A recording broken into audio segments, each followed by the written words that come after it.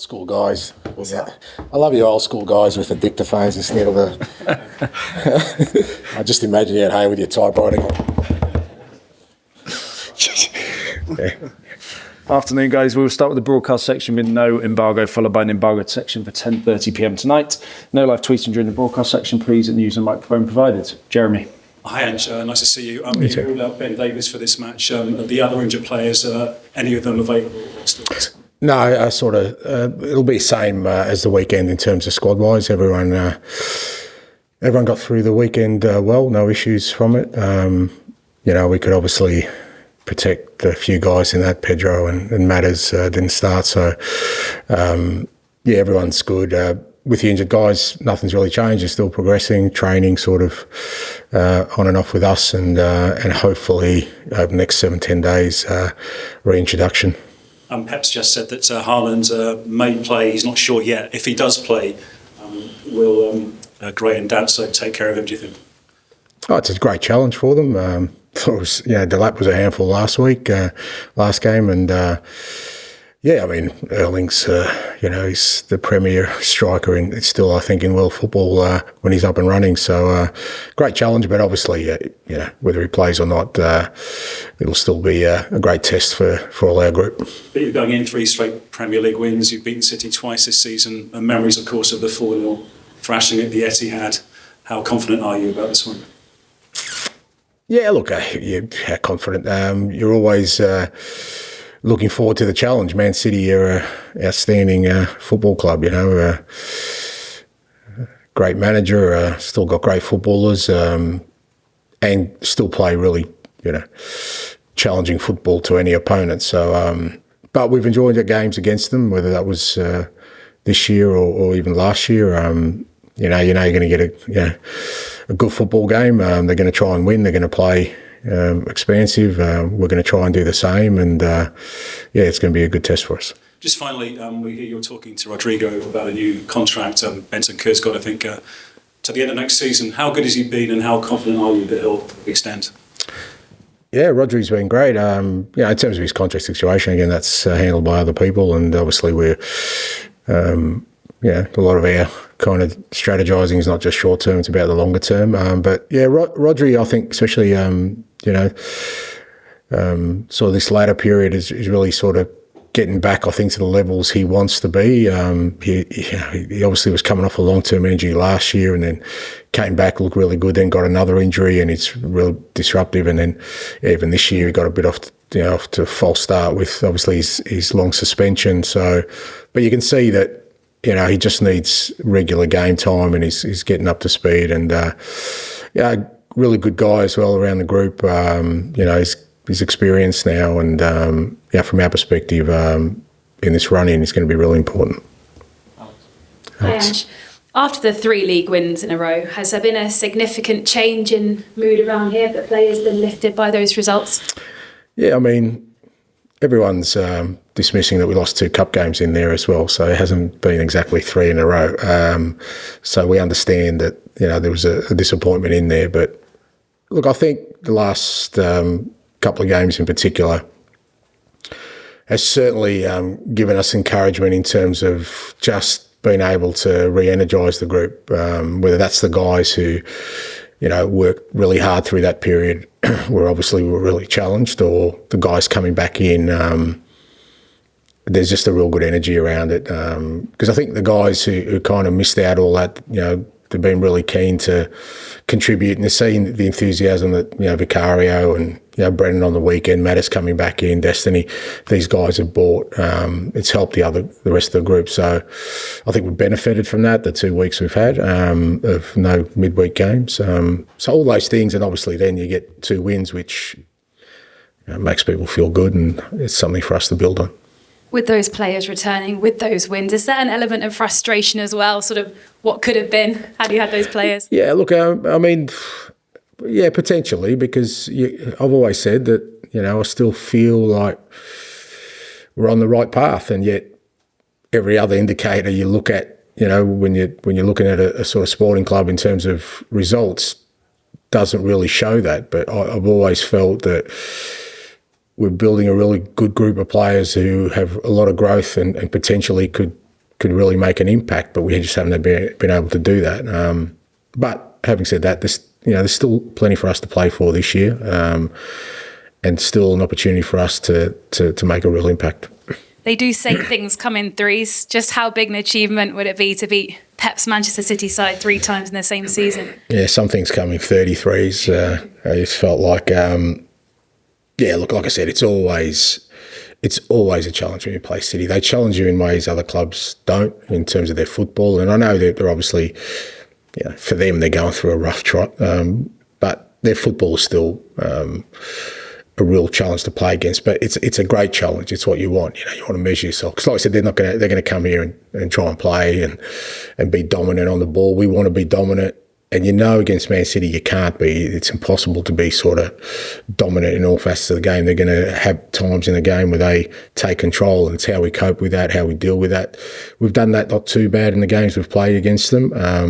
And for us tomorrow, that's going to be the challenging bit. I think, when we have our moments, we've got to show the quality. I mean, I know we beat them, the scoreline sounds like it was convincing at their place, but it was the quality of our finishing that was the difference. We didn't create a lot of chances, but the quality of our goals was high up, and you have to against them. So love coming up against, Pep's teams, and looking forward to it.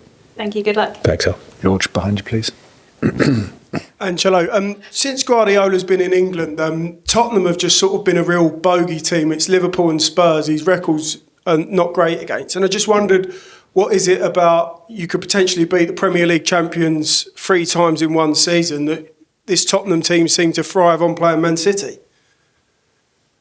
Yeah, I don't know. I mean, it's... I don't know how much you can read into that kind of stuff because, over the course of that time, I guess he's faced different types of sort of Tottenham teams and different managers. So sometimes just circumstance. But I know from our perspective, for the most part, against kind of the teams that are challenging, we've done well in the 2 years I've been here. I mean, there's been a couple of games we got blown away.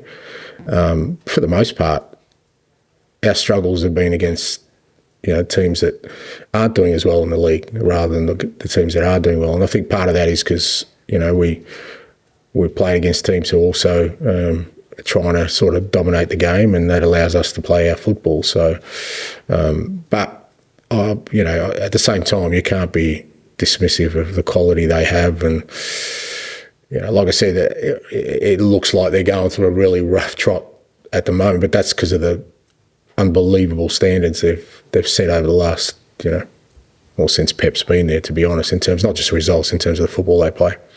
Oh, what have you made of them this season? Because they've had injuries, probably not as bad as you, but I was just wondering, what have you made of, probably some people say they drop off or decline this season. What have you made of it as another manager? Yeah, look, I think it's just the way of elite sport, and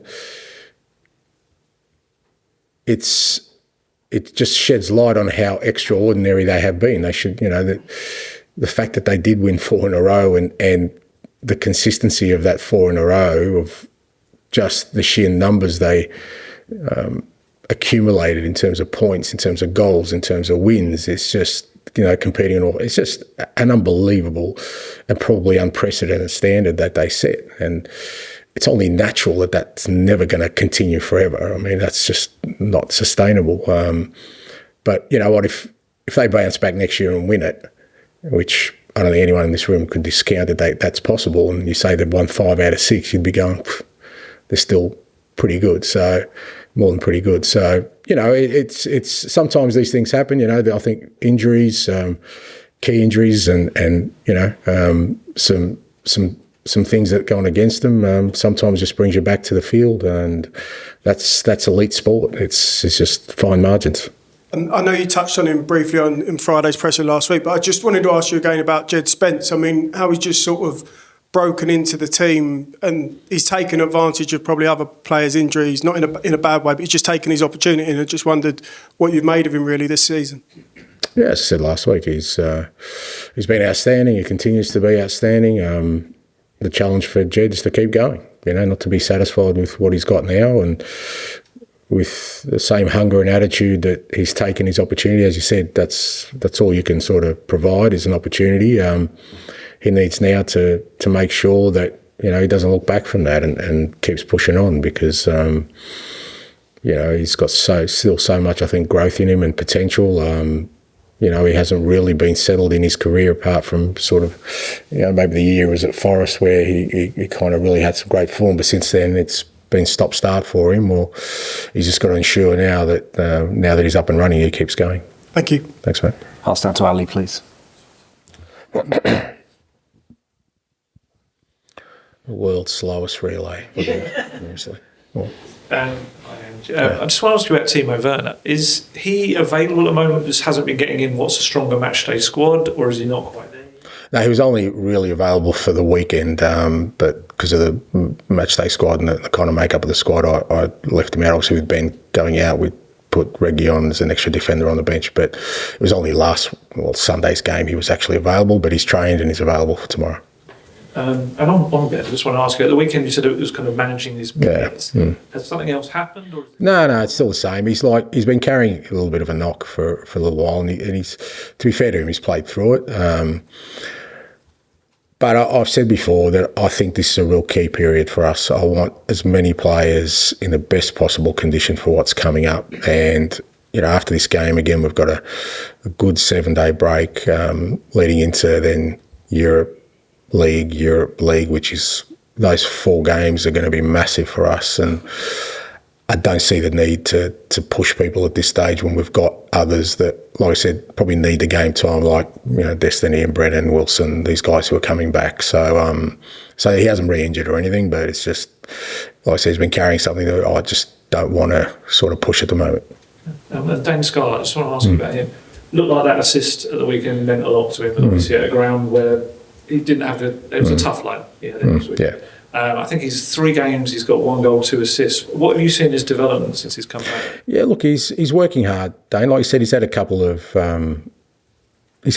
difficult loans, and that's part of the process as well for him.